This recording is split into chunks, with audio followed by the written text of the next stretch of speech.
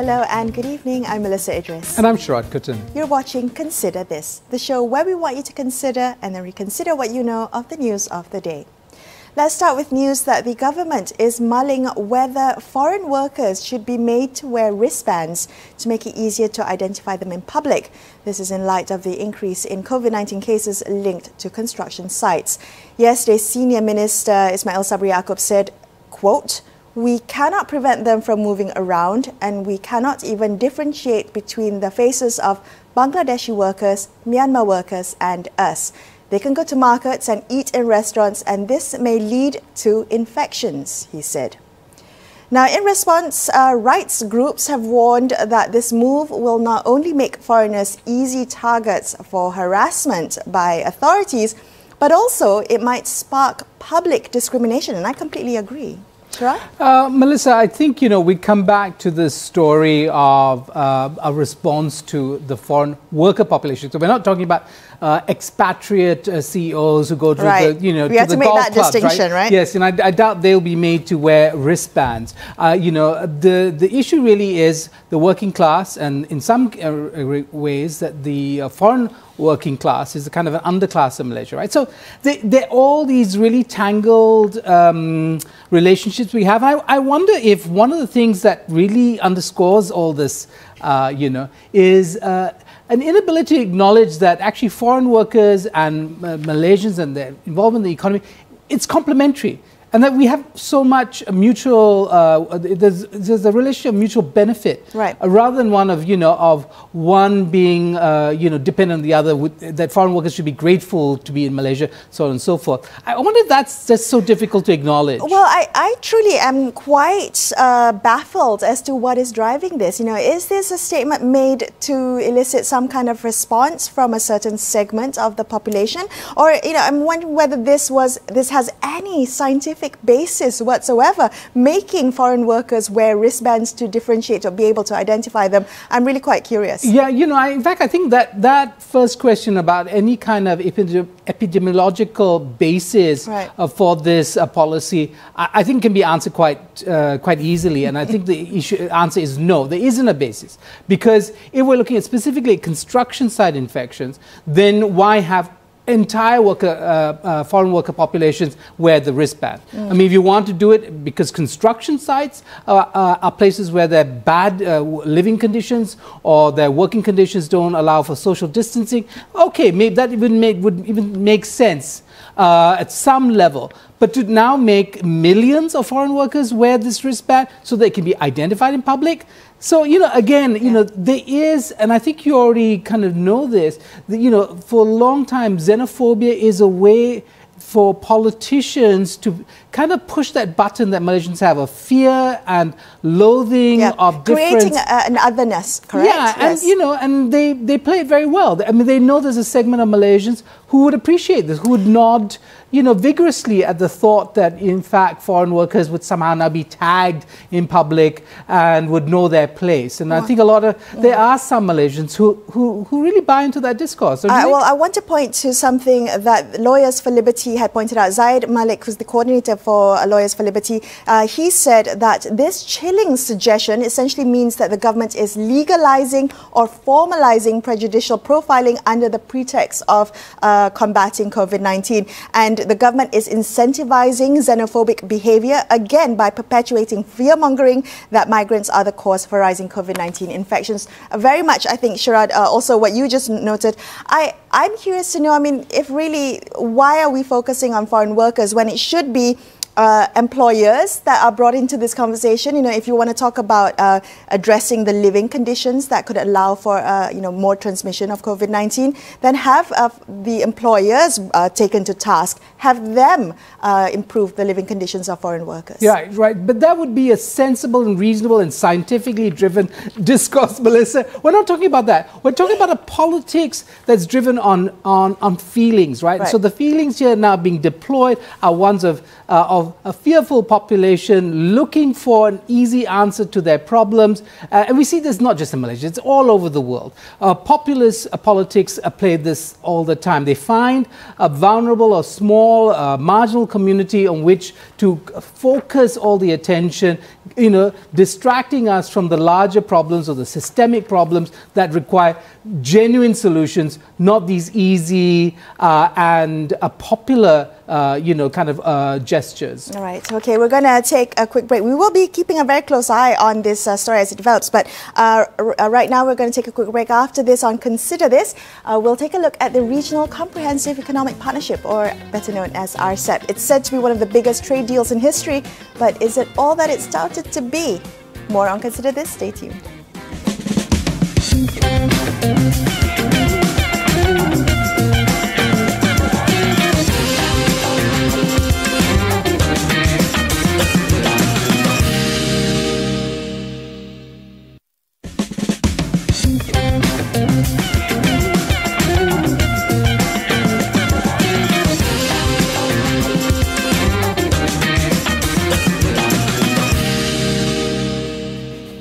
Hi, you're watching Consider This. I'm Melissa Idris. With me is Sharad Kutan. 15 countries have formed the world's largest trading bloc, covering nearly a third of the global economy. The Regional Comprehensive Economic Partnership, or better known as RCEP, follows almost a decade of negotiations and, according to some observers, marks a major step forward for economic integration in the region.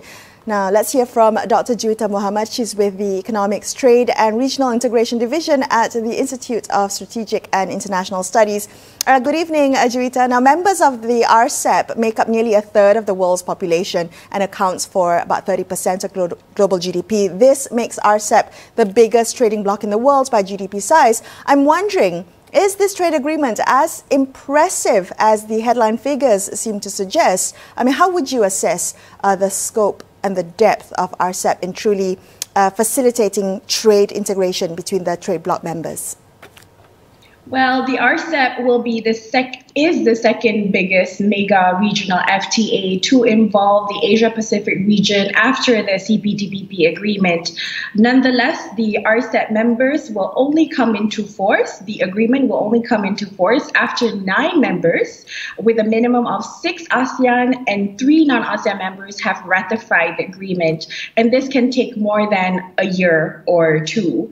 So as you mentioned, altogether, the 15 RCEP member countries have an estimated of GDP of around $25.8 trillion, which makes up 30% of the world's population. So this means that RCEP is the largest trading bloc in the world by GDP size. So this is even larger than the US-Mexico-Canada agreement, and it's more than the size of the EU and CPTPP combined. So that is impressive. So with the rise of protectionism and trade tension in the past few years, compounded by the spread of the pandemic, the finalization and signing of the RCEP itself is a wonderful success. It's a success story in my opinion. It signals. If I could jump in there, over the years, these negotiations have been behind a veil, as it were. They're opaque in their processes,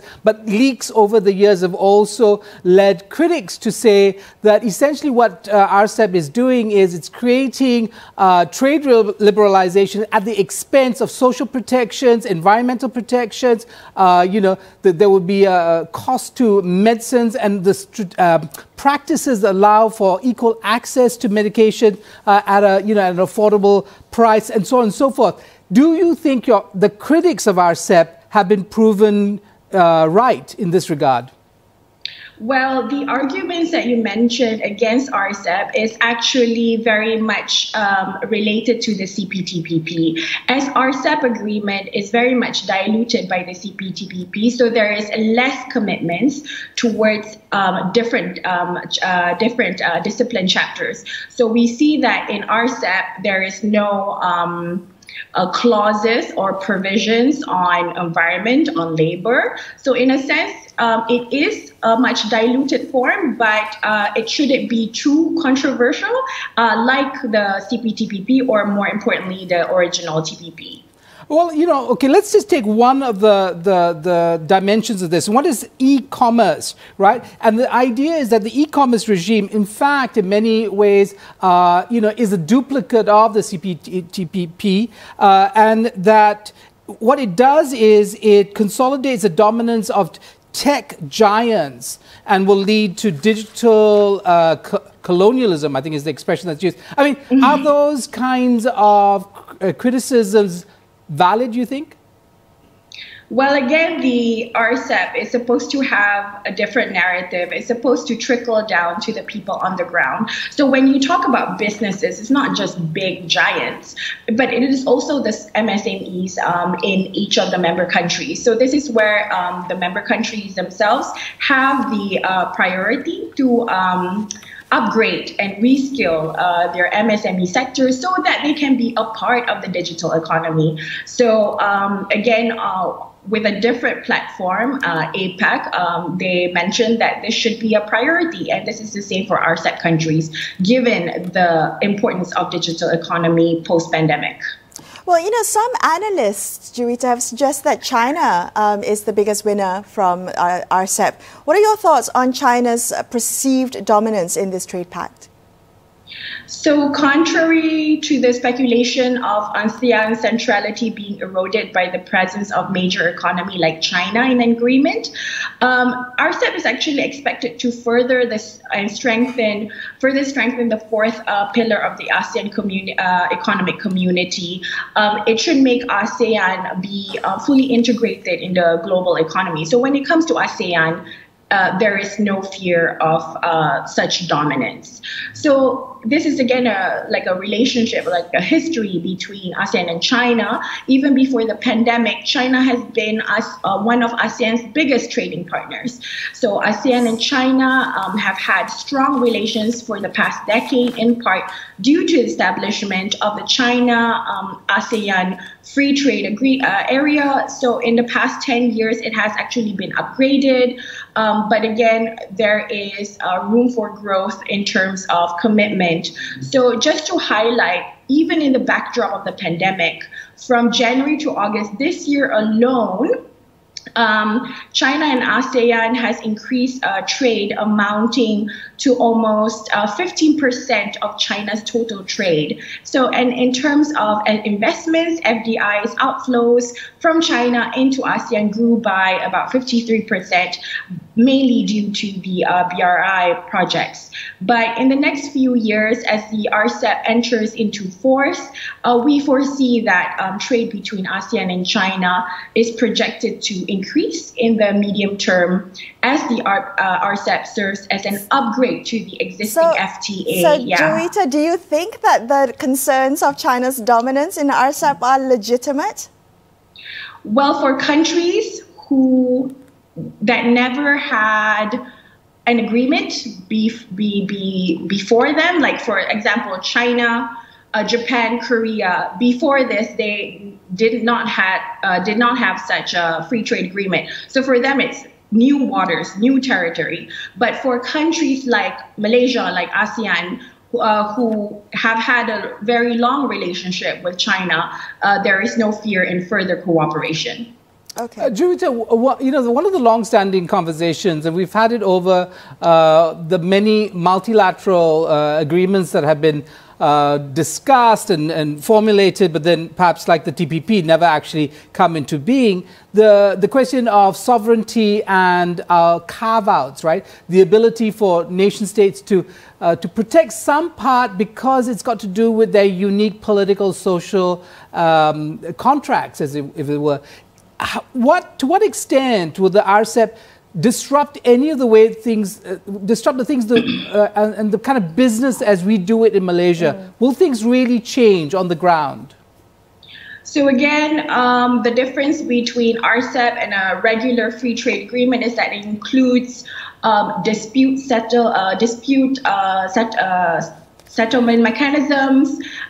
It includes chapters on e-commerce. So these are chapters that gives discipline to members. So when there is a violation the agreement, there will be penalization. So this is the difference between a binding agreement than a non-binding agreement. So again, with the dispute settlement mechanism, the business communities can report unjust notification of or introduction of non-tariff measures or non-tariff barriers, and the state government would have to be in confidential consultation before they go to arbitration. So again, it gives discipline, it gives an SOP, if you can say that, to how we do business with other member countries. Bringing in the rule of law when it comes to business. I'm wondering, Juwita, are there any stumbling blocks that you see to Malaysia truly maximizing benefit from RCEP? So, for RCEP members like Malaysia to be able to optimize this newly established trade bloc, number one, we have signed, but number two, we have to ratify it. We don't want a CPTPP agreement to be unratified, like what we are facing in Malaysia. So number two is basically we need to tackle the unjustified non-tariff barriers that are being introduced. So if these barriers continue to rise while tariff rates are cut, we can see that inter-trade activities will be stunted in the medium to long term. So in the past, we have seen that intra-ASEAN trade has not increased beyond 35% threshold due to these NTBs. So again, another major challenge to maximize the benefits posed by RCEP is actually ratifying. So again, we hope that a repetition of the CPTPP will not happen again. I cannot emphasize enough. Right, after a decade worth of negotiations particularly. Juwita, thank you so much for speaking with us tonight. We really appreciate your time and you sharing your insights with us. We're going to take a quick break, but we'll be back with more on Consider This. Stay tuned.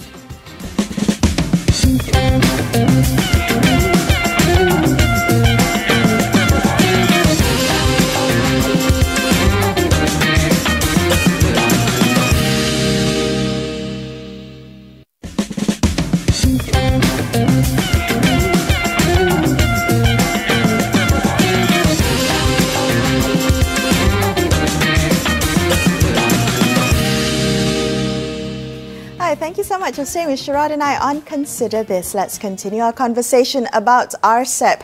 Is it truly going to be a game changer in trade integration? Joining us, we have Kim Beng. He's the founder of Strategic Pan-Indo-Pacific Arena. Kim Beng, good evening. Now, a common criticism of RCEP is the dominant size of China within this trade pact. And I think that was a fear that became much stronger when India pulled out of it. Now, I'm wondering, do you think RCEP can be accurately described as a strengthening of China's hand in the region? Would you agree with that assessment? I wouldn't agree with that assessment if you put it in that form. To the degree that any regional trade partners harbor any fear of China, it is precisely because China is unlike the China that we knew back in 1979. The current form of China is very geared towards creating an economy that can eliminate poverty completely by another 800 million people. But in addition to which, China is already a postmodern or post-industrial economy focused entirely on applications, artificial intelligence, algorithm-based economy, automation with innovation, and anyone who has been to China will realize that you don't need cash in hand in order to navigate your way around China. So China is very far ahead in that sense. So in light of the fact that China has signed the RCEP with the rest of the region, then it is up to the rest of the region to catch up with China. But other than the fact that we have to show the economic and political will to improve ourselves, to catch up with China. I don't think that we have anything to be afraid of China. Right. Kim Beng, I wonder if it's just the reality that these multilateral agreements are put together by the big powers. And, you know, the TPP agreement being, you know, really designed or written by America. The fact that the Obama administration wasn't able to see that through was America's loss. It had a chance to rewrite the trade rules in its favor. The question is, when you look at RCEP, who do you think designed it, and whose interest do you think it mostly reflects? That's an excellent question. And if you ask me from a scholarly standpoint, ASEAN actually had an ASEAN +1 free trade agreement with China between 2002 and 2010. So that first phase of the integration of ASEAN and China's economy already began at that stage, well ahead of TPP. And then we also have to bear in mind that TPP is actually not a signature free trade agreement of the United States nor President Obama. TPP was conceptualized and conceived by 4 countries: Singapore, Brunei, Chile, and New Zealand. The whole idea was to actually make their products easy to get into bigger market. So whenever you hear or see any headline that RCEP or TPP are good for the world, economically that's correct, that's true.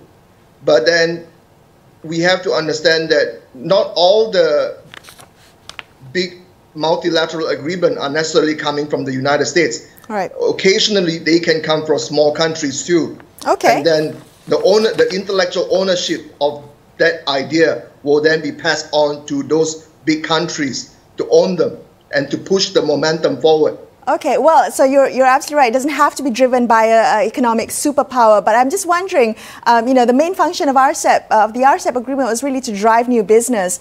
And I'm guessing this is going to be really important in the next few years as we deal with the economic fallout from the COVID-19 pandemic. How effective do you think the RCEP will be to in reviving trade and economic activity?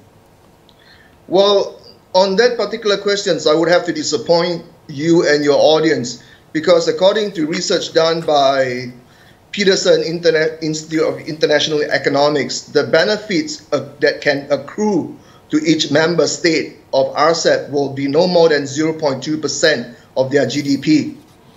So RCEP gives you that feeling of exuberance and ebullience that we are moving ahead, but in empirical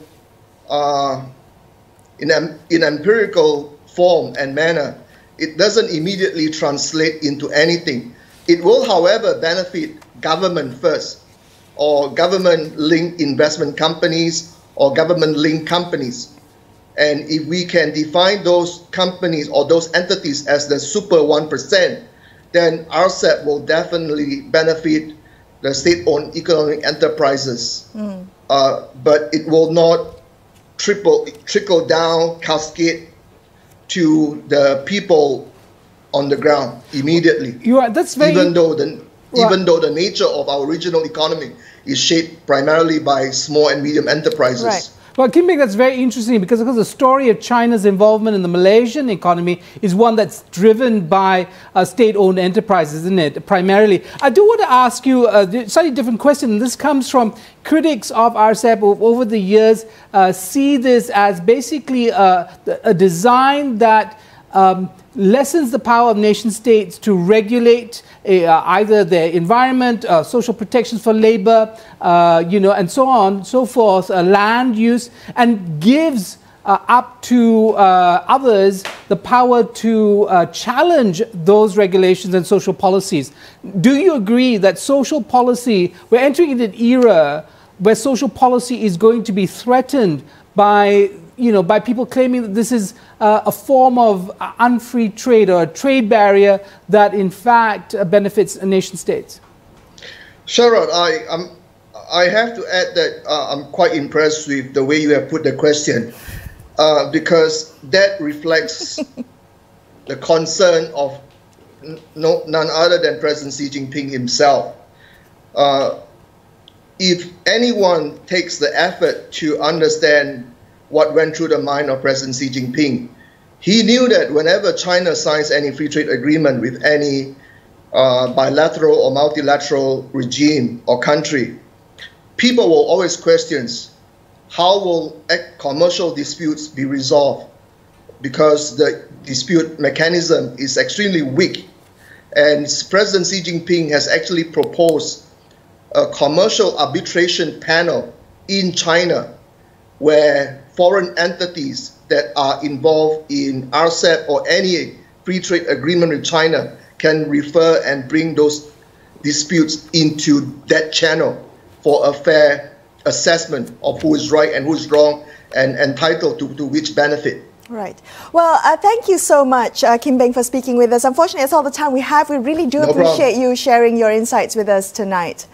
That's all we have for you on this episode of Consider This. I'm Melissa Idris. And I'm Sharad Kuttan, signing off for the evening. Thank you so much for watching, and good night.